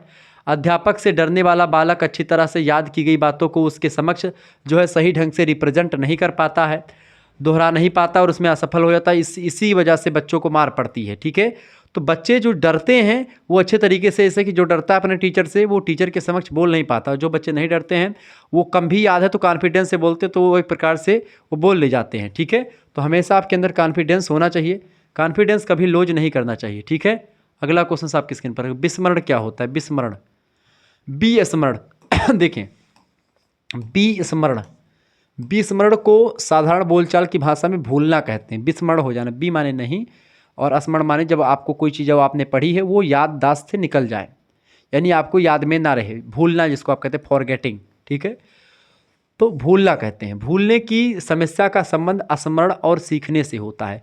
जब कोई चीज़ आप एक प्रकार से सीखते हैं और उसका स्मरण करते दोबारा और वो चीज़ें नहीं आती हैं आपके स्मरण में, तो आपको क्रिया होती वही विस्मरण की। विस्मरण का संबंध मूल रूप से वाचिक अधिगम से होता है। धारणा की असफलता को ही विस्मरण कहते हैं। जब आप कोई चीज़ जो धारण करते हैं उसको रिप्रेजेंट नहीं कर पाते हैं, वो चीज़ें आपकी होती विस्मरण। यानी कोई चीज़ आपने पढ़ा बहुत पहले और याददाश्त से नहीं आ रही हैं, एग्ज़ाम में बैठो, आज पढ़ लिए, एग्ज़ाम में बैठे तो भूल गए सब चीज़, तो वही विस्मरण होता है। ठीक है, इंग्लिश और इंग्लिश नाम के मनोवैज्ञानिक कहते हैं कि पूर्व में अधिगणित की गई या अधिगमित की गई विषय सामग्री के संबंध में विस्मरण वह अस्थायी और अस्थायी हानि होती है जिसके कारण से प्रत्यावाहन और प्रत्यभिज्ञा की योग्यता समाप्त हो जाती है। बिल्कुल ठीक बात है। जो आपने सीखा हो तो उसको दोबारा से आप नहीं ला सकते, दोबारा से उसको नहीं कर सकते। मन कहते हैं, मन एक मनोवैज्ञानिक है, बड़े ज़बरदस्त मनोवैज्ञानिक है। इन्होंने कहा कि विस्मरण का अर्थ धारण की असफलता, यानी कि जो आपने धारण किया है, चूँकि आप कोई चीज़ धारण नहीं कर पाते, कोई चीज़ रोक नहीं पाते, या ग्रहण की गई सामग्री के प्रत्यावाहन की असफलता है, या तो आप ग्रहण की गई सामग्री को दोबारा से आवाहन नहीं कर पाते हैं तो विस्मरण हो जाएगा, या फिर जो धारण करने की आपकी क्षमता है वो मतलब किसी भी चीज़ को आप धारण ही नहीं कर पाते, तब भी आपका विस्मरण ही हो जाएगा। विस्मरण के सिद्धांत, विस्मरण के कई सिद्धांत हैं। देखें, बिस्मर्ट के मुख्य सिद्धांत निम्नलिखित है। पहला सिद्धांत है अनुपयोग सिद्धांत। अनुपयोग सिद्धांत, तो जब संचित सामग्री का उपयोग लंबे समय तक व्यक्ति नहीं करता तो वो चीज़ें भूल जाती हैं। दूसरा होता मतलब कि संतनन समाकलन सिद्धांत। स्मरण के पश्चात उचित विश्राम न मिलना, यानी कि जब आप कोई चीज़ पढ़ रहे, लगातार पढ़ रहे हैं और आप उचित विश्राम नहीं ले रहे हैं, तभी आपको दिक्कतों का सामना करना पड़ेगा, चीज़ें आपको याद नहीं रहेंगी। जैसे 1 घंटा पढ़ाई किए तो लगभग आप जो है 1 घंटे में आपने 45 मिनट या 50 मिनट पढ़ाई की, तो 10 मिनट आप चीज़ों को आराम कर लें और उसके बाद 10 मिनट आप इसको रिकॉल करें, जो आपने पढ़ा उसको फिर से पुनः स्मरण करें, तब आपको चीज़ें याद रहेंगी बड़े लंबे समय तक। ठीक है। तीसरा होता है विस्मरण के सिद्धांत व्यतीकरण सिद्धांत। देखिए, मैकगासा मूल अधिगम तथा अंतर्वेशीय अधिगम की प्रतिस्पर्धा जो होती है, वो सब चीज़ें जो है यहाँ पर शामिल, ये भी विशेषता मतलब कि उसका सिद्धांत है। अगला प्रश्न, विस्मृति निवारण के प्रमुख उपाय, यानी कि विस्मृति को कैसे निवारण कर सकते हैं, विस्मरण को कैसे खत्म कर सकते हैं। देखिए, विस्मरण को कम करने के लिए मनोवैज्ञानिक मन ने अपने विचार प्रकट किए हैं। मन नाम के मनोवैज्ञानिक ने कहा कि किसी बात को सीखने के लिए स्मरण करने का इरादा होना चाहिए, यानी जब से सबसे पहली बात कि जो कुछ चीज़ आप सीखने वाले हैं उसको सीखने में आपका इंटरेस्ट होना चाहिए, रुचि होनी चाहिए। ठीक है। दूसरी बात, स्मरण रखने के लिए ध्यान देना अत्यंत आवश्यक है। कोई भी चीज़ अगर आप सीखना के प्रयास करें तो सबसे पहली बात उस पर आपको ध्यान देना पड़ेगा, 100% आपको यहीं पर देना पड़ेगा। ऐसा नहीं कि मन मोर महुआ चित्त भुसैले। कहने का मतलब ये है कि जैसे कि आपका मन तो यहीं पर लगा हुआ है, ठीक है, लेकिन आपका जो मन जो है, आपका मतलब शरीर यहीं पर है और आपका मन जो है आपकी गर्लफ्रेंड में लगा हुआ है, या आपके जो है मामा के घर में लगा हुआ है, या आपको लग रहा है कि वो आम लगा है उसके फलाने के पेड़ पे उसमें लगा हुआ है, तो आप कभी नहीं सीख पाएंगे। ठीक है। तो आपको भूल नहीं, स्मरण रखने के लिए स्मृति प्रतिभाओं का उपयोग करना चाहिए, यानी जो याददाश्त करने की जो प्रतिभाएं हैं उनको जागृत करना चाहिए। अनुभव की गई या सीखी गई बातों का अन्य बातों से आपको संबंध स्थापित करना है, कोरिलेशन करके, जैसे आपने जो पढ़ा सीखा उसको एक दूसरे से मतलब कि संबंधित करके पढ़ें। ठीक है, तब आपको याद होगा। उपर्युक्त बातों के अतिरिक्त विस्मरण का निवारण स्मृति प्रशिक्षण के द्वारा किया जा सकता है, यानी जो स्मृति प्रशिक्षण होता है, ट्रेनिंग दी जाती है याददाश्त तेज करने की, उसके द्वारा खत्म कर सकते हैं। अगला प्रश्न, बुद्धि। बुद्धि एक सामान्य योग्यता है। बुद्धि किसे कहते हैं? बुद्धि एक सामान्य योग्यता है जिसके द्वारा व्यक्ति विभिन्न परिस्थितियों को समझता है और उसके अनुसार अपने व्यवहार में यथोचित परिवर्तन करता है। बुद्धि के सहारे ही वह विभिन्न समस्याओं को सुलझा करके व्यवहारिक जीवन में सफलता प्राप्त करता है। बुद्धि जीवन में आने वाली तमाम समस्याओं के समाधान को तत्काल ढूंढने में हमारी मदद करती है। इंटेलिजेंस कहते हैं बुद्धि को, मतलब ठीक है। अल्फ्रेड बीने नाम के एक मनोवैज्ञानिक कहते हैं कि किसी समस्या को समझना और उसके विषय में तर्क करना तथा किसी निश्चित निर्णय पर पहुंचना बुद्धि की आवश्यक क्रियाएं हैं। बुद्धि में क्या होता है? सबसे पहले किसी समस्या को देखने के बाद में आप उस समस्या को समझ देंगे तो समझने में बुद्धि का प्रयोग होगा। उसके बाद में उस समस्या के बारे में तर्क देंगे, वो भी बुद्धि के द्वारा ही मिलेगा। साथ ही साथ में और तर्क देने के बाद में एक परिणाम भी निकालेंगे कि अगर इस समस्या से ऐसे निपटा जाए तो ये होगा। ये बुद्धि की क्रियाएँ होती हैं। गाल्टन कहते हैं कि बुद्धि पहचानने तथा सीखने की शक्ति, पहचानने और सीखने की शक्ति को बुद्धि कहते हैं। टर्मन नाम के मनोवैज्ञानिक कहते हैं कि अमूर्त वस्तुओं के विषय में सोचने की योग्यता ही बुद्धि है। क्या? अमूर्त वस्तुओं के विषय में, यानी ऐसी वस्तुएं जो ना दिखती हैं ना ही उसको छू सकते हैं, ऐसी वस्तुओं के विषय में जब हम सोचते हैं और या सोचने की जो एबिलिटी है हमारी, ठीक है, उस विषय के बारे में जो हमको दिखता नहीं, उन वस्तुओं के बारे में जो हमको दिखती नहीं, वही योग्यता बुद्धि कही जाती है। तो बुद्धि, इस तरीके से बुद्धि को अलग अलग विद्वानों ने परिभाषित किया। ठीक है, आगे बढ़े। बुद्धि के प्रकार बताइए। बुद्धि 3 प्रकार की हैं। पहला है कार्यान्वयन के तरीकों के आधार पर बुद्धि। दूसरा है एकांशों के आधार पर बुद्धि। बुद्धि परीक्षणों को एकांश के स्वरूप के आधार पर निम्नलिखित 4 भागों में बांटा जाता है। तो एकांशों के आधार पर बुद्धि को कितने भागों में? 4 भागों में बांटा जाता है। पहला है शाब्दिक बुद्धि परीक्षण, दूसरा है अशाब्दिक बुद्धि परीक्षण, तीसरा है क्रियात्मक बुद्धि परीक्षण और चौथा है आभाषाई बुद्धि परीक्षण। ये 4 प्रकार के बुद्धि परीक्षण होते हैं, ठीक है, एकांशों के आधार पर। अगला क्वेश्चन आपकी स्क्रीन पर आ चुका। बुद्धि लब्धि क्या है बताएं। बुद्धि लब्धि को अंग्रेजी में इंटेलिजेंट क्वोशेंट कहते हैं। इसको शॉर्ट फॉर्म में अगर आप बोलेंगे तो IQ कहा जाता है। आप लोगों को पता चल गया होगा IQ लेवल, ठीक है। देखिए, बुद्धि लब्धि मानसिक आयु और वास्तविक आयु का एक ऐसा अनुपात है जिसे अगर 100 से गुणा कर दे तो एक प्रकार से हमको जो प्रतिफल प्राप्त होगा वही बुद्धि लब्धि होगा। यही कारण है कि इस अनुपात को बुद्धि लब्धि कहा गया है। बुद्धि लब्धि बराबर मानसिक आयु बटे वास्तविक आयु गुणे 100, ठीक है। जैसे मान लेते हैं किसी व्यक्ति की मानसिक आयु जो है, किसी व्यक्ति की मानसिक आयु 10 है, ठीक है, यानी वो 10 साल के बच्चों जैसा व्यवहार कर रहा है, लेकिन वो है कितने साल का? वो है मान लेते हैं आपका 15 साल का बच्चा, या मान लेते हैं कि वो 20 साल का है, ठीक है। कोई बच्चा 20 साल का है और 10 साल जैसे व्यवहार कर रहा है, गुना 100 कर देंगे, जीरो से जीरो काट देंगे, 2 एक नम 2, 2 पंचे 10, 5 का नम 5 यानी कि 50। क्लियर। कुल मिलाकर के कहने का मतलब 50, बुद्धि लब्धि 50 वाला बच्चा बिल्कुल मूर्ख होगा, कुछ नहीं जानेगा, क्योंकि वो 10 साल से बच्चे के व्यवहार कर रहा है। अगर मान लेते कोई बच्चा है, वो जो है तो वो बच्चा एक प्रकार से जो है मान लेते हैं कि वो बच्चा है आपका कितने साल का बता दें आप। जैसे मान लेते हैं वो बच्चा है 16 साल का और वो व्यवहार कर रहा है कितने साल के बच्चों का जैसा, 20 साल के बच्चों जैसा व्यवहार कर रहा है, तो उसकी बुद्धि लब्धि कैसे निकालेंगे? क्योंकि इसकी क्या मानसिक आयु कितनी है, 20, यानी 20 साल के जैसे बच्चों के जैसे व्यवहार कर रहा है 16 साल का, लेकिन 20 साल के बच्चों जैसा व्यवहार कर रहा है, तो मानसिक आयु उसकी 20 साल हो जाएगी, वास्तविक आयु 16 हो जाएगी। गुना 100 कर देंगे, तो गुणा करेंगे तो देखें कटेगा कैसे, देखें आप 2 अठे 16, या आप मान लीजिए 4 चौको 16, 4 चौको 16 और 25 चौको 125 यहाँ पर आ जाएगा, यहाँ पर 4 आएगा, 4 एक नम 4, 4 पंचे 20, 5 से गुणा 75 इनसे करते 50 मतलब 50 25, ठीक है, और 5 दूनी 10, 50 25 के पास चले 2, 5 दूनी 10 यानी 125, 25 पंचे 125 यानी 125 बुद्धि लब्धि आएगी। 100 मतलब 100 से या 90 के ऊपर अगर आ जाएंगे बुद्धि लब्धि तो ठीक ठाक औसत मानी जाती है, 90 से 110 के बीच में औसत बुद्धि लब्धि होती है। लेकिन जब 110 के पार आप जाते हैं, 110 से 125 के आसपास जाएंगे, तो वो व्यक्ति जो होगा टैलेंटेड होगा, बहुत ही एक प्रकार से ब्रिलियंट टाइप का बच्चा होगा, ठीक है, तो वो बुद्धि लब्धि। तो बुद्धि लब्धि ऐसे निकलती है। सूत्र क्या है, IQ बराबर मानसिक आयु बटे जो है वास्तविक आयु गुणे 100, ठीक है, इस सूत्र से निकालते हैं। अगला प्रश्न, स्पीयरमैन के द्विकारक सिद्धांत की संक्षिप्त व्याख्या करें। स्पीयरमैन 1904 ईस्वी में बुद्धि के संबंध में अपना एक विशेष दृष्टिकोण प्रस्तुत किए करते हैं।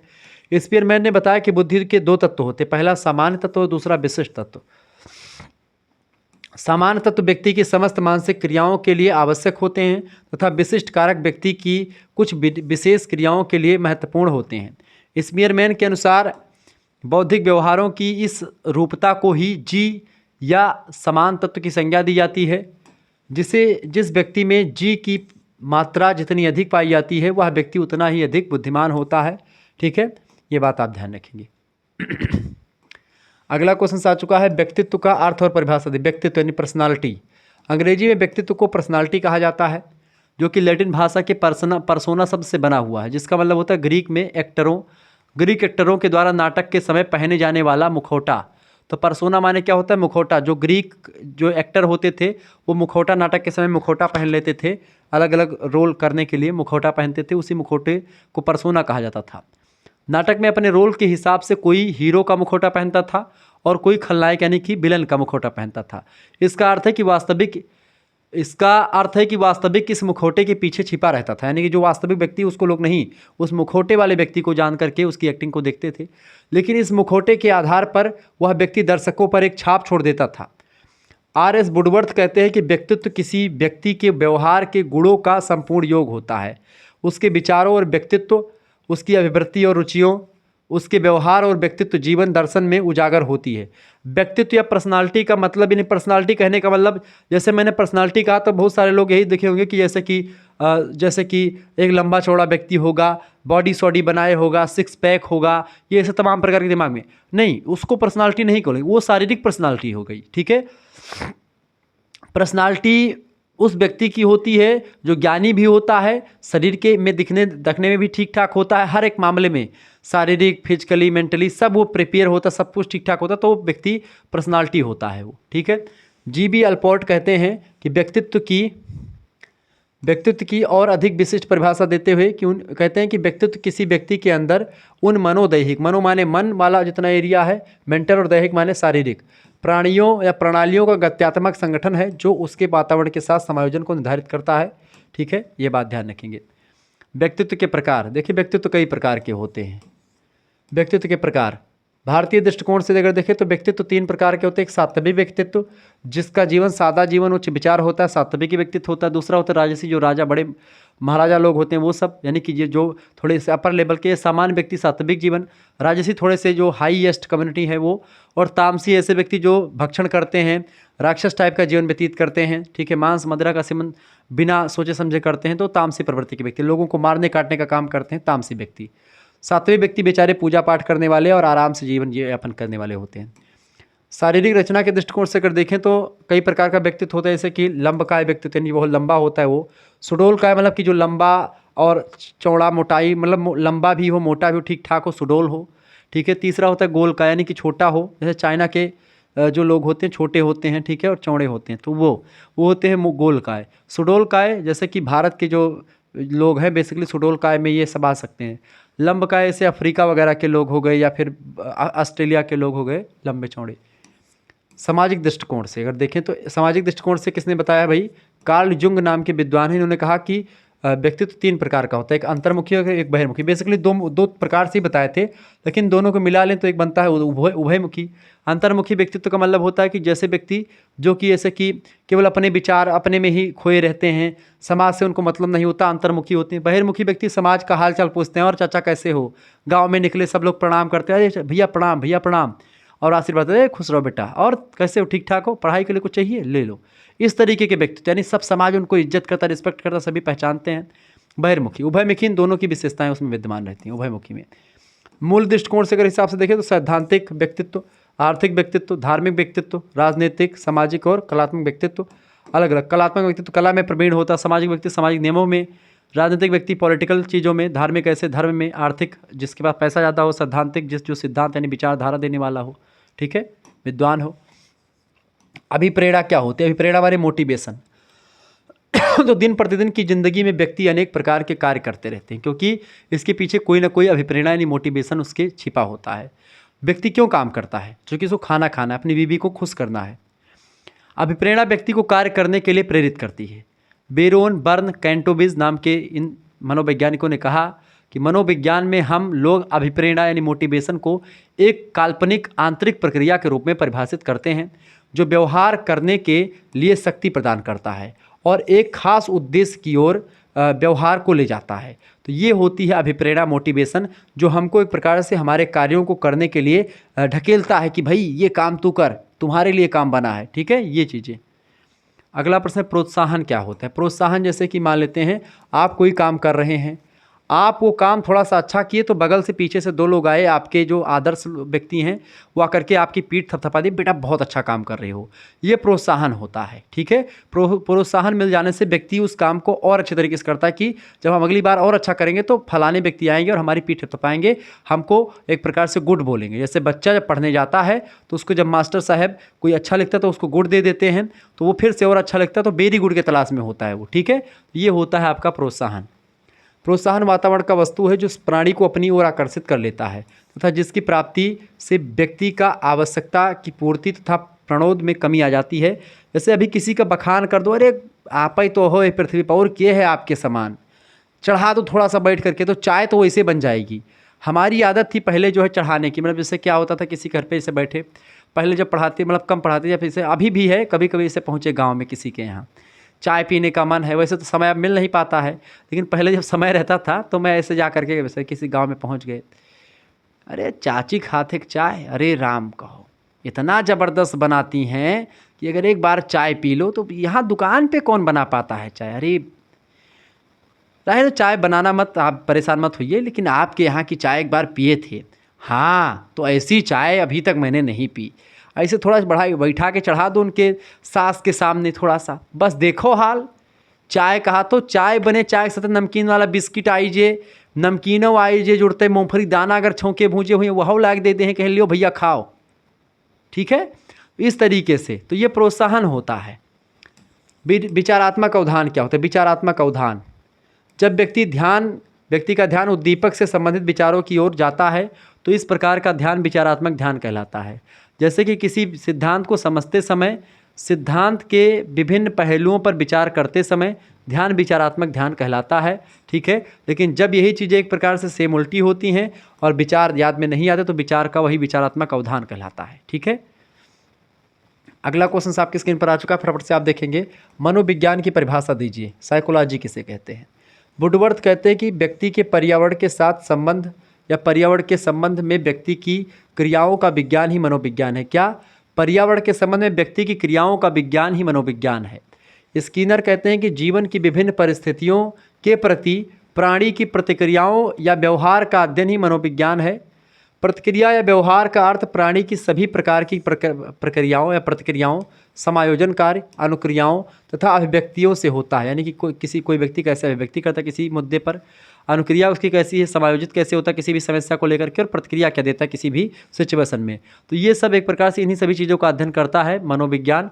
ऐसा स्किनर बताइए। स्किनर की परिभाषा थोड़ी सी ज़बरदस्त लगती है और अच्छी परिभाषा इन्होंने दी है, ठीक है, ये बात ध्यान रखेंगे। तो मनोविज्ञान, मन का विज्ञान पहले बताया गया, फिर आत्मा का विज्ञान, फिर चेतना का विज्ञान। वास्तव में मनोविज्ञान मानव के व्यवहार का अध्ययन करता है और मनुष्य व्यवहार में तमाम सारी चीज़ें शामिल हो जाती हैं, ठीक है। जो प्रक्रियाएं होती, समायोजन कार्य होता है, अनुक्रिया होती है, ये सब शामिल होती है। अगला प्रश्न आ चुका, प्रतिस्पर्धा क्या है, कंपटीशन। साधारणता देखा गया है कि छात्र छात्राएं केवल उन्हीं क्रियाओं में भाग लेते हैं जिनमें उनकी रुचि होती है, लेकिन प्रतिस्पर्धा के वातावरण में वे ऐसे कार्यों को भी करने का प्रयास करते हैं जिनमें कोई रुचि भी नहीं होती। आमतौर पर बालक सरल काम को करना पसंद करते हैं कि कोई काम सरल हो वही कर ले। जैसे आप लोग हो, सरल काम ही करना, गुरुजी कोनो ऐसे क्वेश्चंस बताओ जिसमें जो पूछा जाए, या फिर ऐसा कुछ बताइए जिससे जो पूछें वो तुरंत जो पूछा जाए वही सब आ जाए, ठीक है। इस तरीके से आप पूछते हैं। तो ऐसे में क्या होता है,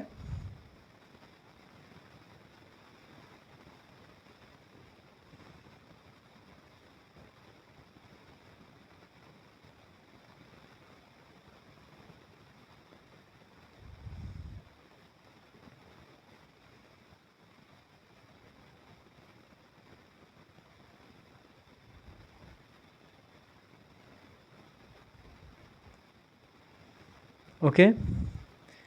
कहने का मतलब ये है कि मैं क्या कह रहा था आपको, आमतौर पर बालक सरल काम को करना पसंद करते हैं, किंतु प्रतिस्पर्धा के माहौल में वो कठिन से कठिन काम भी कर लेते हैं।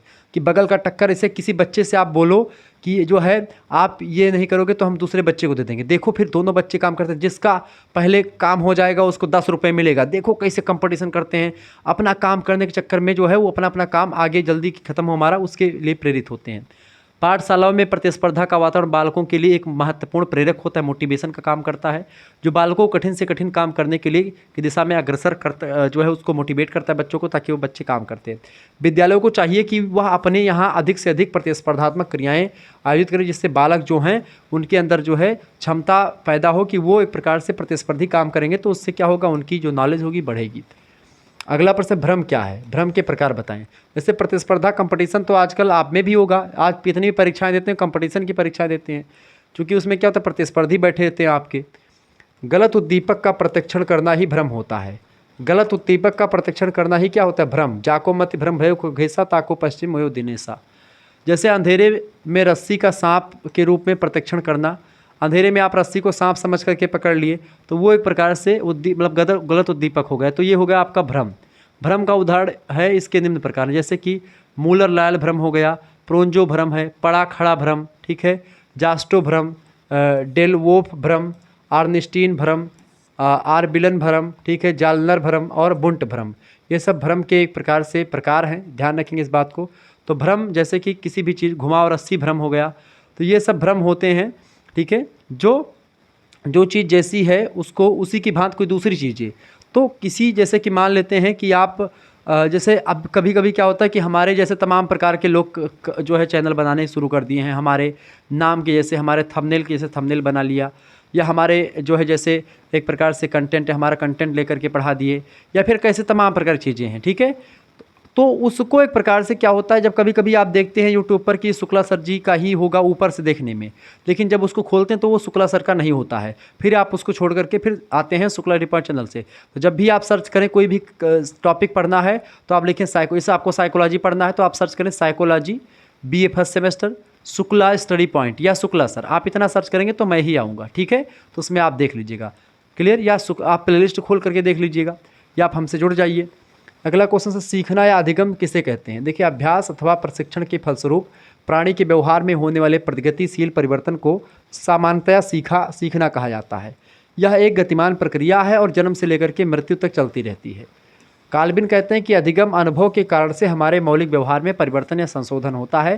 जैसे जैसे हम सीखते जाते हैं हमारा व्यवहार भी परिवर्तित होता जाता है। तो अधिगम क्या होता है, हमारे व्यवहार में परिवर्तन करता है, हमारा व्यवहार अच्छा होता चला जाता है। वुडवर्थ कहते हैं कि अधिगम वह कोई क्रिया हो सकती है जो कि बाद की क्रिया पर अपेक्षाकृत स्थायी प्रभाव डालती है। व्यक्ति अपनी आवश्यकताओं की पूर्ति के लिए निरंतर प्रयत्नशील रहता है और नवीन परिस्थितियों के लिए नवीन समायोजन खोजने के लिए वो हमेशा जारी रहता है। प्रयासों को दोहराते रहने के कारण उसके व्यवहार में कुछ अस्थायित्व आता है। व्यवहार में इस अस्थायी परिवर्तन को ही सीखना कहा जाता है। तो इस तरीके से व्यवहार में परिवर्तन लाने का काम सीखने के द्वारा होता है। ठीक है, अगला क्वेश्चन सच होगा तो आपको पता चल गया भी अधिगम माने सीखना होता है। व्यवहार कोई भी चीज़ आप सीख रहे हैं, पढ़ रहे हैं तो सीखेंगे। प्रत्यक्षीकरण क्या होता है? जो सीखी हुई चीज़ें हैं जब आप उसका प्रकटीकरण करते हैं, आपने कोई चीज़ सीखा, सीखने के बाद में जब फिर कुछ समय के बाद में उसकी ज़रूरत पड़ी, आप उसको फिर से प्रत्यक्ष कर रहे हैं या बता रहे हैं। जैसे आपको मैंने पढ़ाया, आप जा करके अपने छोटे भाई को ये चीज़ पढ़ा कर दे, तो ये होता है प्रत्यक्षीकरण। ठीक है, प्रत्यक्षीकरण वातावरण में विद्यमान वस्तुओं का ही होता है। इससे जीव को बाहरी जगत का ज्ञान होता है। प्रत्यक्षीकरण एक मानसिक प्रक्रिया है जो केंद्रीय तंत्रिका तंत्र की क्रियाओं पर निर्भर करती है। इसके माध्यम से वातावरण से सूचना प्राप्त करके विभेदन व्यवहार संभव होता है। हम जो वातावरण में देखते हैं, जो कुछ हम समझते हैं, देखते सुनते हैं, उसके देखने के बाद में हम उस पर रिएक्शन देते हैं, वही प्रक्रिया या प्रत्यक्षीकरण होता है। इस व्यवहार का प्रत्यक्ष परीक्षण नहीं होता, वरन जीव के व्यवहार के आधार पर इसका अनुमान लगाते हैं। स्टेंगनर और कार्यवास्की कहते हैं कि ज्ञानेंद्रियों की सहायता से, ज्ञानेंद्रियाँ जैसे आँख, कान, नाक, त्वचा, जीभ, ठीक है, ज्ञानेंद्रियों की सहायता से बाहरी वस्तुओं की एवं घटनाओं की जानकारी प्राप्त करना ही प्रत्यक्षीकरण होता है। कि बाहरी जगत के बारे में आप जानकारी प्राप्त कर ले, वही और उसको रिप्रेजेंट कर ले, कहीं पर उसको बता सके कि ये है क्या। ठीक है, वही आपका प्रत्यक्षीकरण होता है। अनुबंधन किसे कहते हैं बेटा? देखें, अनुबंधन किसे कहते हैं? तो प्रायोगिक मनोवैज्ञानिकों ने उद्दीपक और अनुक्रिया के बीच साहचर्य स्थापना के प्रक्रम को अनुबंधन की संज्ञा दी है, अनुबंधन कहा है। इस प्रकार भी कहा जा सकता है कि दो उद्दीपकों के बीच साहचर्य स्थापित होना ही अनुबंधन होता है। अनुबंधन को परिभाषित करते हुए जेम्स ड्रेबर नाम के मनोवैज्ञानिक ने लिखा कि यह एक ऐसी प्रक्रिया है अनुबंधन जिसमें एक उद्दीपक वस्तु या परिस्थितियों के द्वारा अनुक्रिया होती है। इसके अतिरिक्त वह एक सामान्य या स्वाभाविक अनुक्रिया होती है। ठीक है, ये होता है आपका प्रायोगिक अनुबंधन या अनुबंधन। ठीक है, अगला क्वेश्चन है अवधान। अवधान माने भूल जाना। अवधान से आप क्या समझते हैं? जब आप कोई चीज़ याद नहीं कर पाते। ध्यान या अवधान शब्द का प्रयोग अधिकतर हम अपने, विस्मरण माने होता है भूलना। ठीक है, जब हम किसी चीज़ को ध्यान में नहीं ला पाते तो वही अवधान होता है। ध्यान और अवधान एक ही बात है। अधिकतर हम अपने दैनिक जीवन में इसका प्रयोग करते हैं। व्यवहार सिद्धांत, मनोभौतिकी, शरीर मनोविज्ञान आदि क्षेत्रों में ध्यान से संबंधित ज्ञान का विकास बड़ी तीव्रता के साथ लगातार हो रहा है, परंतु यह विकास काफ़ी हद तक एक दूसरे से स्वतंत्र रूप से हुए हैं। बुंट नाम के प्रोफेसर बुंट कहते हैं कि मनोवैज्ञानिक कहते हैं कि अवधान एक प्रक्रिया है, एक क्या है, एक प्रोसेस है, जिसके द्वारा उद्दीपक चेतना के सीमा प्रदेश की चेतना के केंद्र में आता है। क्या? उद्दीपक चेतना के सीमा केंद्र से चेतना के केंद्र में आता है। ठीक है, उद्दीपक चेतना के सीमा प्रदेश से क्या आता है? चेतना के केंद्र में आता है। हेब कहते हैं कि अवधान वह स्वतंत्र केंद्रीय प्रक्रिया है जो सांवेदिक प्रक्रियाओं के लिए एक प्रकार से पुनर्बलन का कार्य करती है तथा अधिगम से बहुत अधिक प्रभावित होती है। जैसे आप सीखते हैं जो चीज़ें, वो चीज़ें आपके ध्यान में रहती हैं और दोबारा से जब आपको समय आता है तो फिर से आप उसको रिकॉल कर पाते, फिर से आप उसको ध्यान में ला पाते हैं। ध्यान याददाश्त ही होती बेसिकली। ठीक है, आगे बढ़ते हुए चीज़ों को जानने का प्रयास करते हैं। अगला क्वेश्चन से स्मृति किसे कहते हैं? याददाश्त। स्मरण या विस्मरण को विभिन्न मनोवैज्ञानिकों ने परिभाषित करने के प्रयास किए हैं। स्मृति एक मनोशारीरिक प्रक्रिया है। स्मृति और विस्मृति मानव की महत्वपूर्ण विशेषता। स्मृति माने याददाश्त, विस्मृति माने, ठीक है, वही चीज़ें। विस्मरण माने कि भूल जाना। सीखी गई सामग्री अथवा अतीतकालीन अनुभवों को व्यक्ति आवश्यकता के अनुसार चेतना में लाता है। जिस प्रक्रिया अथवा योग्यता के द्वारा व्यक्ति ज्ञानेंद्रियों से प्राप्त सूचनाओं को अपने मस्तिष्क में संचित रखता है और उसे समय अनुसार प्रत्यावाहित कर दोबारा से याद करता है, उसे स्मृति कहते हैं। ठीक है, ये बात आप ध्यान रखेंगे। तो स्मृति यही होती है। वुडवर्थ के अनुसार एक बार सीखी गई प्रक्रिया का आवश्यकता पड़ने पर दोबारा से उसको प्रत्यक्ष उपयोग में लाना ही स्मृति होता है। लेकिन जब आप इसी उपयोग को नहीं ला पाते तो वही चीज़ें विस्मरण हो जाती। पूछा गया है, स्मृति पूछा गया है। तो विस्मरण माने, विस्मरण यहाँ पर लिखना उचित नहीं है। विस्मरण जो होता है वह एक प्रकार से इसकी जस्ट अपोजिट है, स्मरण के जस्ट अपोजिट है। बी माने होता नहीं। ठीक है, ये बात आप ध्यान रखेंगे। क्लियर? तो इस तरीके से आप लोगों ने बहुत सारी चीज़ों को समझा। मिलते हैं फिर नेक्स्ट वीडियो में, तब तक के लिए जय हिंद जय भारत। आप सभी का बहुत बहुत धन्यवाद। हमारे साथ जुड़ने के लिए इसी प्रकार से अपना प्यार बनाए रखेंगे और आप सभी को सजेस्ट यही करूँगा कि आप सेकंड सेमेस्टर में हमारे साथ जुड़ जाएँ। सेकंड सेमेस्टर में जुड़ने के लिए या प्रथम सेमेस्टर का जो भी आपको बचा है, प्रथम सेमेस्टर और सेकंड सेमेस्टर का दोनों की व्यवस्था कर दी गई। अगर आप केवल प्रथम सेमेस्टर में जुड़ेंगे बेटा तो 100 रुपये लगेंगे, लेकिन अगर सेकंड और फर्स्ट दोनों में जुड़ जाएंगे तो आपका फ़ायदा होगा, 50 रुपये आपको कम देने पड़ेंगे। 91 61 93 60 62 में अगर आपको मतलब कि जुड़ना है, कोर्स ज्वाइन करना है सेकंड सेमेस्टर का, तो अपना नाम, ठीक है, अपनी यूनिवर्सिटी का नाम और अपने सब्जेक्ट के नेम लिख करके भेज दीजिएगा। ठीक है, आपके पास स्कैनर सेंड किया जाएगा, उसी पर आपको मात्र 100 रुपीज़ पेमेंट कर देने होंगे अगर फर्स्ट सेमेस्टर में जुड़ना है। अगर सेकंड सेमेस्टर का भी ग्रुप बन चुका है, अगर उसमें जुड़ना है तो भी आपको 100 रुपीज़ पेमेंट करने पड़ेंगे। लेकिन अगर आप अभी आपका फर्स्ट सेमेस्टर का पेपर नहीं हुआ है और दोनों में इकट्ठे आप जुड़ना चाहते हैं तो आपके लिए व्यवस्था क्या की गई, केवल 150 रुपीज़ लगेंगे। 150 रुपये में ही आपको फर्स्ट सेमेस्टर का भी दे दिया जाएगा और सेकंड वाले ग्रुप में भी आपको जोड़ दिया जाएगा और सेकंड सेमेस्टर पूरा आपको पढ़ाया जाएगा। तो इस तरीके से आपको जिनको भी जुड़ना है वो जुड़ सकते हैं। स्क्रीनशॉट ले लीजिए। मिलते हैं फिर नेक्स्ट वीडियो, तब तक के लिए जय हिंद भारत। आप सभी का बहुत बहुत धन्यवाद, बहुत बहुत धन्यवाद बेटा।